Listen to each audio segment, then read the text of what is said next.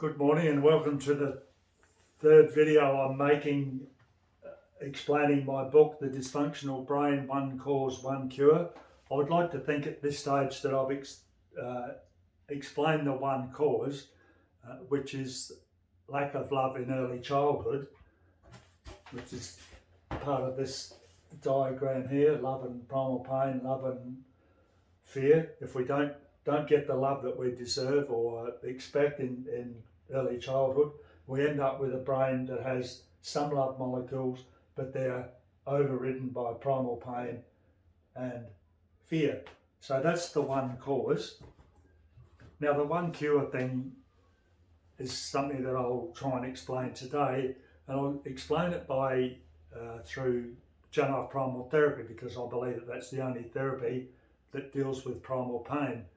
Now, Janov Primal Therapy isn't all that well known. I'm really disappointed that when I try and talk to people about Janov Primal Therapy, they say, what is it? Is it, I don't know, they don't seem to know.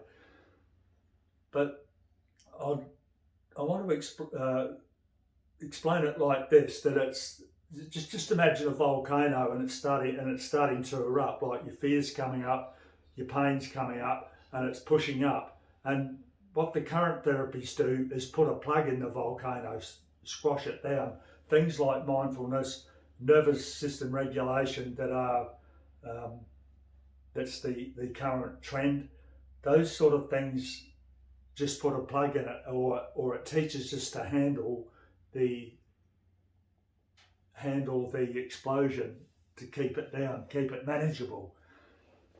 Now, primal therapy is not like that. Primal therapy doesn't put a plug in there. Primal therapy encourages people to explode. That's what we do in the therapy mode, is when that stuff comes up, we explode out.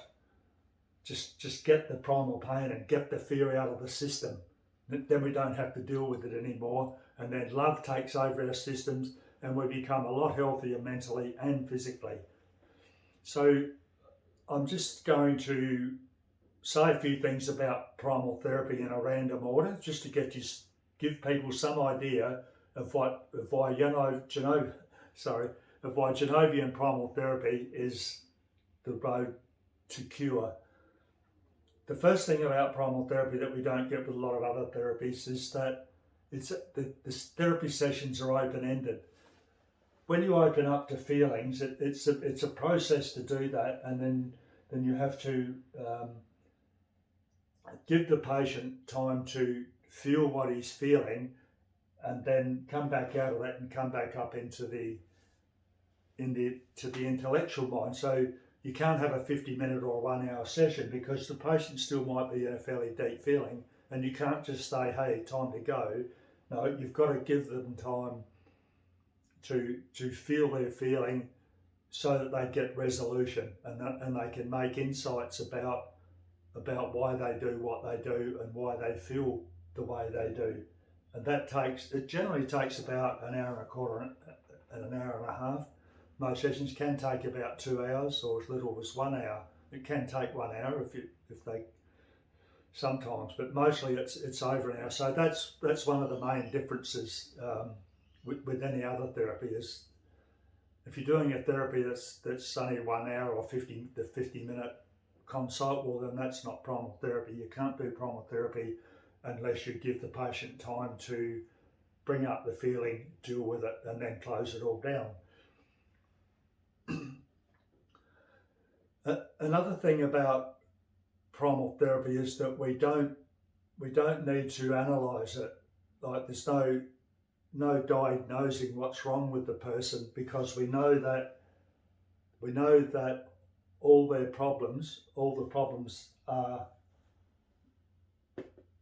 in primal pain, like they're down below, so in the brain stem. So that's what we aim at. We aim to go deeper into the brain. It doesn't matter what your diagnosis is, whether it's bipolar, whether it's whatever else, anxiety, depression. The primal therapist knows that it's a fault deep in your brain, and that's where they're going to take you. So what it does is is take you down through your brain, and then you understand your own brain. What you need to know about that is actually in your own brain. It's not in my brain as the therapist, it's in your brain as the patient, and that's where you need to go, and that's where we take you. So I call that the old system we have as analysis paralysis, where they want to analyse everything. Psychiatry has a book called the DSM-5, which lists about 400 or 500 symptoms and names a lot of the diseases or mental illnesses, but we just regard all that as symptoms of primal pain. That's what they are mostly. And then we deal with the primal pain and the fear, and the symptoms will go. We treat everyone the same. People say that they go to different therapists, so that they can get something that they feel comfortable with. But we don't do that in primal therapy. We use the same techniques on everybody, and there's only about 5 or 6 interventions that we use, but they've got to be used in the correct space and time.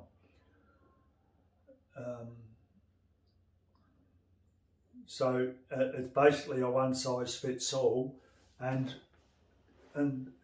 that might sound a bit mean, but in the cognitive space, we're all very different with our cultures and our skin colour, perhaps, and the way we view life, the history of our education, whatever else. We have this big array of differences, and so we all think we're different.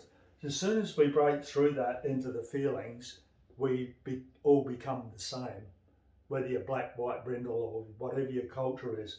Once you start dealing with feelings, everybody has the same feelings. And then that's even more so when you get down to the sensations. We all have the same sensations. We all have love, the molecules of love in our lower brainstem, and we all have primal pain or fear, depending on how we were raised.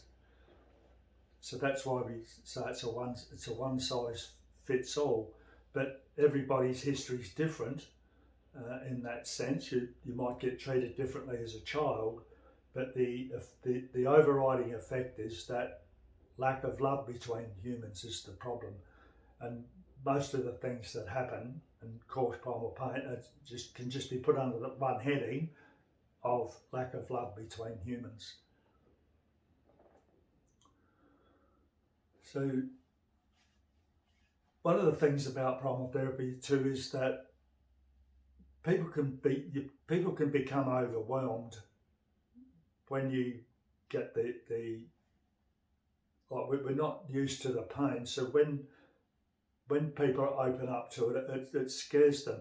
It's the amount of pain that you carry is so heavily repressed that we don't actually understand it. We don't realise that we're carrying so much pain.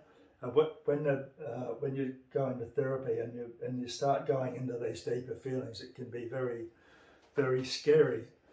So one of the things that people talk about is trust between the therapist and the patient, and I believe that's quite true. You need to trust your therapist, but for me it was more a trust between myself and the primal pain, that I could go down into those places and trust that I could come back out again. The therapist was there in the beginning as a kind of a witness,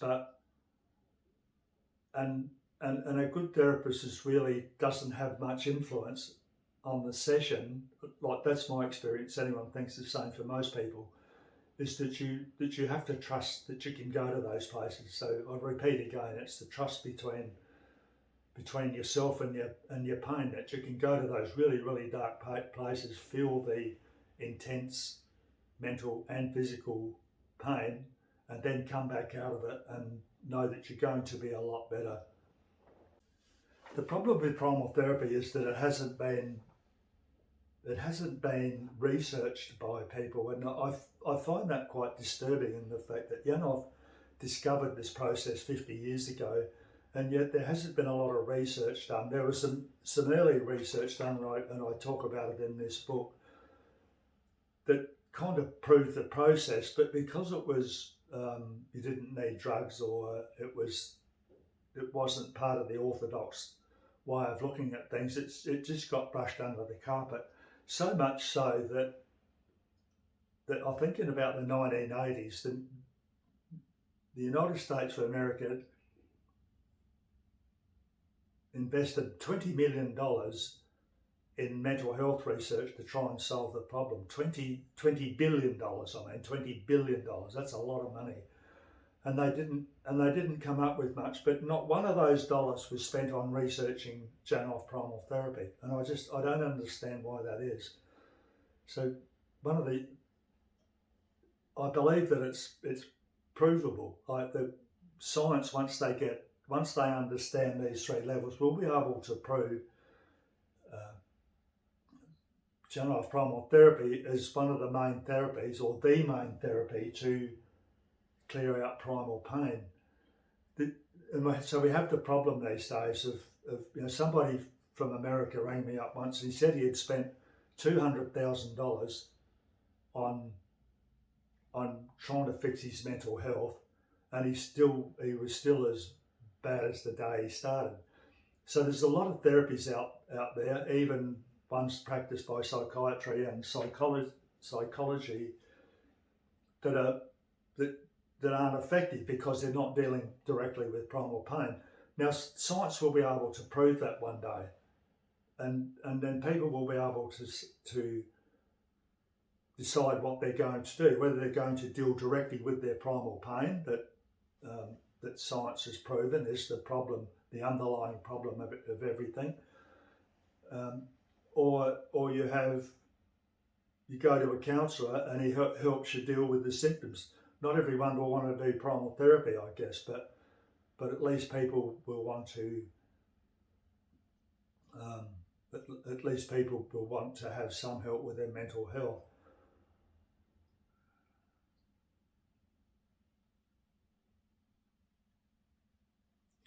Now, there's a lot of people that say that they've been helped by all the therapies that are going around, and that's okay, but there's no proof of that. There's no deeper proof. They might be a little bit better in their intellectual mind and feel as though they're better, but my point is that you don't get to experience love unless you clear out your primal pain. It's no good having positive psychology and being taught to deal with your emotions if you're not dealing with your primal pain at that level, because then you're not going to become a loving person. I would like that to be more well known, but I don't know how, because I just think it's so important.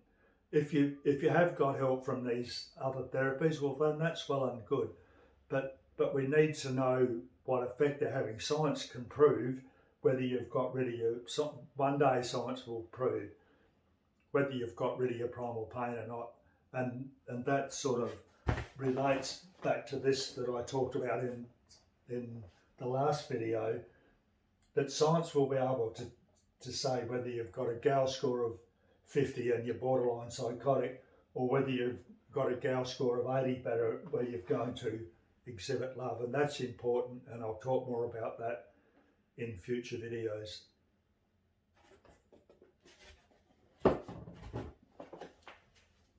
Hi, I'm back. I made this video about 2 or 3 days ago, and on reviewing it, I found that I didn't place enough emphasis on evolution. Evolution is a very important part of understanding what Janov Primal Therapy actually does. The main basis of Janov Primal Therapy is that it works on not the 2-level down paradigm from intellect to emotions, but the 3 levels up paradigm from sensations, feelings, and then into the intellectual brain. But this remains the most important part of our brain. This is where we get damaged, and this is where cure needs to take place. This part of our brain's 300 million years old, and you've got to realise that we existed just as that part of our brain, like it sensed our lives, and we gained experiences in that part of our brain, and then these parts of our brain develop later. Now that's what science tells us. So the strength of primal therapy or the strength of Janov Primal Therapy is that it takes us down through this from the intellect through the feelings and down into this part of the brain. The current mental health industry really only deals with this. Quite a few generations ago, they basically didn't take this on because feelings, as they say, feelings are too subjective. So they went up here into the intellect thinking that that was the thing to do. And this happened many, many generations ago. And now we're at the situation where there's the mental health industry are looking at many causes and probably thousands of cures around mental disorders. But in actual fact, they need to go down into here and understand that from an evolutionary standpoint, there's only one main cause, and so therefore there can only be one main cure. And that's the strength of evolution. Evolution wouldn't have invented or wouldn't have involved hundreds of different ways to be hurt and thousands of different ways to be cured. That's just a bit silly. It's way over engineering of the brain. So that's the basis of the one cause, one cure. It's based on evolution, and that's the strength of Janov Primal Therapy.